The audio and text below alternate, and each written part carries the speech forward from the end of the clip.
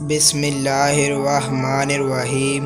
حضرت حسن بصری فرماتے ہیں کہ جب کوئی شخص مر جاتا ہے اور اس کے گھر والے رونا شروع کرتے ہیں تو ملک الموت اس مکان کے دروازے پر کھڑے ہو کر کہتے ہیں کہ میں نے اس کی روزی نہیں کھا لی، یہ اپنی روزی ختم کر چکا تھا، میں نے اس کی عمر کم نہیں کر دی، مجھے تو اس گھر میں پھر آنا ہے اور بار بار آنا ہے، اتنے سب ختم نہ ہو جائیں۔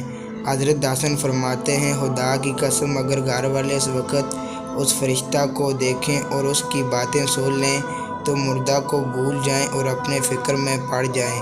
یزید رقاشی کہتے ہیں کہ بنی اسرائیل کے ظالموں میں ایک ظالم اپنے گھر میں بیٹھا اپنی بیوی سے تہلیہ کر رہا تھا، اتنے میں دیکھا کہ گھر میں ایک اجنبی آدمی دروازہ سے چلا آ رہا ہے۔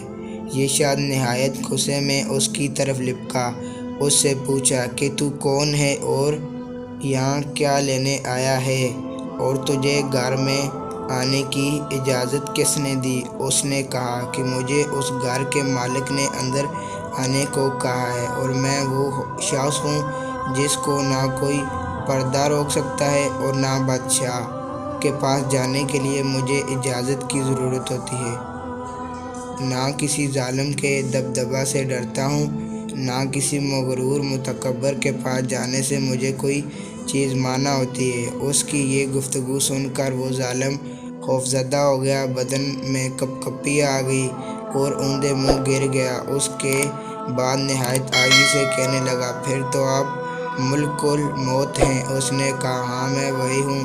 صاحب مکان نے کہا کہ آپ مجھے اتنی مہلت دے دیں کہ میں وصیت نامہ لکھ دوں۔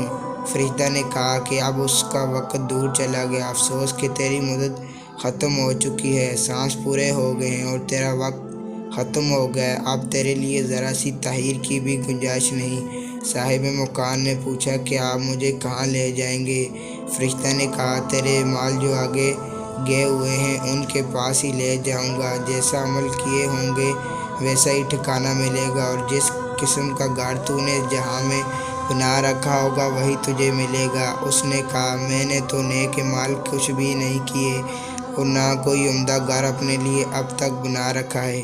فرشتہ نے کہا پھر تو نزاعۃ الشوا کی طرف لے جاؤں گا۔ یہ سورہ معارج کی آیت کی طرف اشارہ ہے جس کا ترجمہ یہ ہے کہ بے شک وہ آگ ایسی دھکتی ہوئی ہے جو کھال تک کھینچ لے گی اور اس شخص کو جس نے دنیا میں حق سے منہ پھیرا اور بے توجہی کی وہ آگ خود ہی بلا لے گی، اپنی طرف کھینچ لے گی۔ اس کے بعد اس فرشتہ نے اس کی جان نکال لی۔ گھر میں کوہرام مچ گیا، کوئی رو رہا تھا، کوئی چلا رہا تھا۔